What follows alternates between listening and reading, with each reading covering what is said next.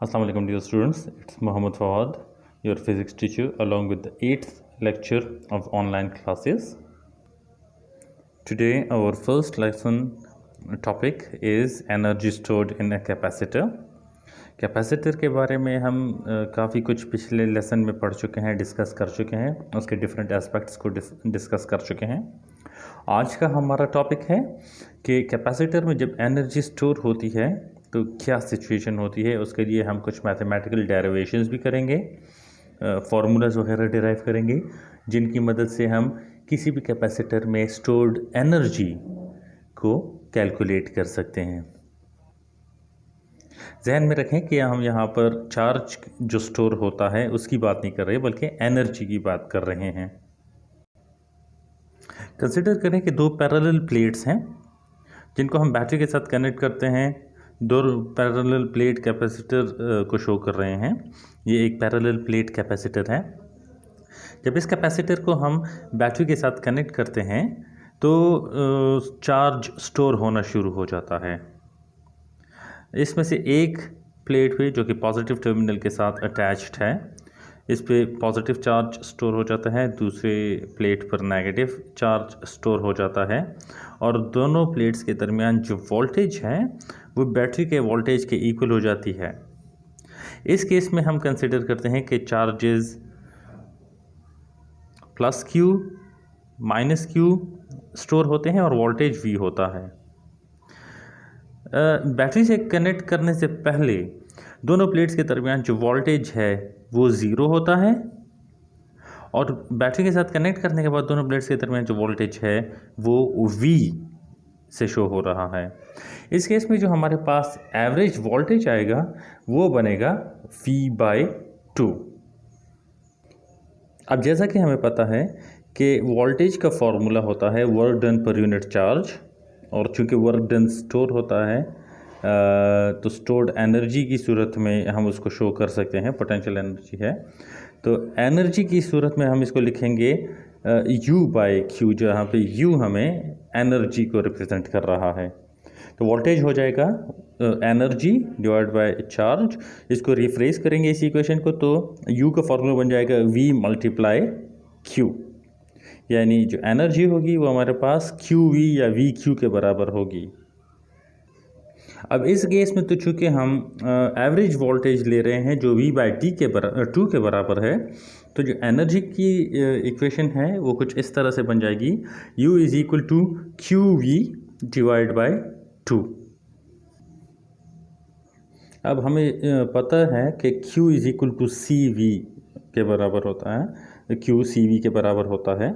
इसी रिलेशन को इस्तेमाल करते हुए जब हम Q = CV को इस फॉर्मूले में पुट करते हैं, यानी Q को रिप्लेस करते हैं, इसकी जगह CV आ जाता है, तो एनर्जी को QV/2 के बजाय फिर हम CV²/2 की मदद से भी कैलकुलेट कर सकते हैं। यानी इस रिलेशन में हमने चार्ज की वैल्यू को एलिमिनेट कर दिया। अगर हमारे पास चार्ज की वैल्यू नहीं भी है, कैपेसिटेंस और वोल्टेज है, तो हम वहाँ से एनर्जी मालूम कर सकते हैं जो कि किसी कैपेसिटर में स्टोर होती है। वैसे तो इसका जनरल फार्मूला ये है एनर्जी का कि चार्ज और वोल्टेज को मल्टीप्लाई करके 2 पे डिवाइड कर दे तो हमें एनर्जी हासिल हो जाती है। लेकिन अगर चार्ज नहीं है, उसके बजाय कैपेसिटेंस है, तो हम ये फार्मूला अप्लाई कर सकते हैं। सिमिलरली Q = CV को हम दूसरे अंदाज में V = Q/C लिख सकते हैं। अब इस वाली वैल्यू को जब हम रिप्लेस करते हैं एनर्जी की इस जनरल रिलेशन में, इस इक्वेशन में, तो हमारे पास ये इक्वेशन चेंज हो जाती है U = Q²/2C। यानी एनर्जी को मालूम करने का एक और तरीका ये भी है, एक और फार्मूला है जिसमें हमारे पास चार्ज और कैपेसिटेंस की ज़रूरत पड़ेगी। अगर वोल्टेज नहीं भी है तो हम एनर्जी मालूम कर सकते हैं, वो एनर्जी जो कि कैपेसिटर में स्टोर होती है।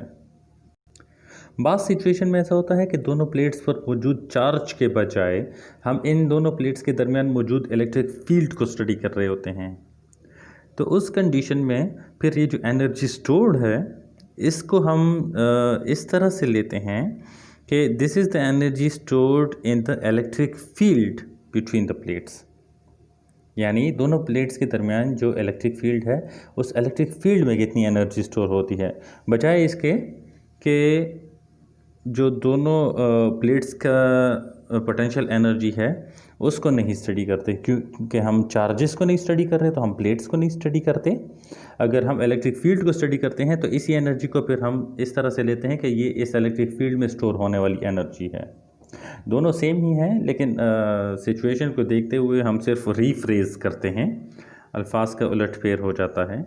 अगर चार्जेस को स्टडी करते हैं तो पोटेंशियल डिफरेंस हम ले रहे हैं और पोटेंशियल एनर्जीज कंसिडर कर रहे हैं, और अगर इलेक्ट्रिक फील्ड ले रहे हैं तो energy stored in electric field ले रहे हैं। फिर हम उस कंडीशन में हम अगर एनर्जी के लिए फार्मूला लेते हैं CV²/2, तो हम जानते हैं, हम पहले पढ़ चुके हैं कि V = ED होता है और C = A∈R∈0/D होता है जब हम इलेक्ट्रिक फील्ड को स्टडी कर रहे होते हैं।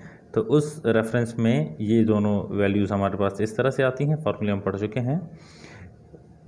इस फार्मूले में रिप्लेस कर देते हैं CV² में, यहाँ पर C और V की ये वैल्यूज़ पुट कर देते हैं, तो हमारे पास ये रिलेशन आ जाता है। U = 1/2 मल्टीप्लाई C की वैल्यू A∈R∈0/D मल्टीप्लाई V की जगह ED आ जाएगा, इसके ऊपर स्क्वायर आ जाएगा। स्क्वायर ओपन कर दें तो फार्मूले की शेप बदल जाएगी। यहाँ पे डिनोमिनेटर का D न्यूमरेटर के D² के साथ कैंसिल होता है। इस रिलेशन को थोड़ा सा रीअरेंज करेंगे तो हमारे पास ये बन जाएगा U = 1/2 ε/R∈0E² मल्टीप्लाई AD। अब AD that is the volume between the plates. Electric field के अंदर जब हम बात कर रहे हैं तो इलेक्ट्रिक फील्ड की वॉल्यूम को हम AD से शो कर रहे हैं। AD को शिफ्ट करते हैं दूसरी साइड पर, तो U/AD हमारे पास आ जाता है 1/2 ε/R∈0E²।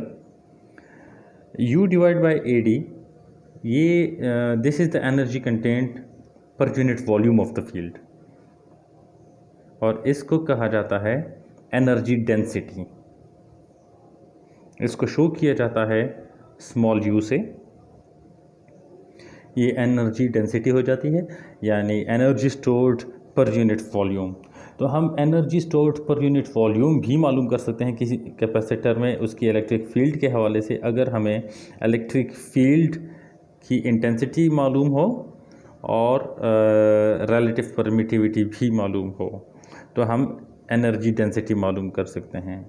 तो यानी हम एनर्जी डेंसिटी मुख्तलिफ अंदाज में मालूम कर सकते हैं। अगर हम समराइज़ करें तो हम इलेक्ट्रिक फील्ड की मदद से भी मालूम कर सकते हैं, चार्ज, कैपेसिटेंस, वोल्टेज। तो इन तीन चीज़ों में से किसी दो की मौजूदगी में हम मालूम कर सकते हैं। उसके लिए अलग अलग फार्मूले आते हैं जो कि हम इस लेक्चर में डिस्कस कर चुके हैं। अगर चार्ज और साथ में वोल्टेज हो तो अलग फार्मूला है, चार्ज के साथ कैपेसिटेंस हो तो अलग फार्मूला है, वोल्टेज के साथ कैपेसिटेंस हो तो अलग फार्मूला आ जाता है। सब की मदद से हम टोटल एनर्जी भी मालूम कर सकते हैं और एनर्जी पर यूनिट वॉल्यूम भी मालूम कर सकते हैं इलेक्ट्रिक फील्ड के अंदर।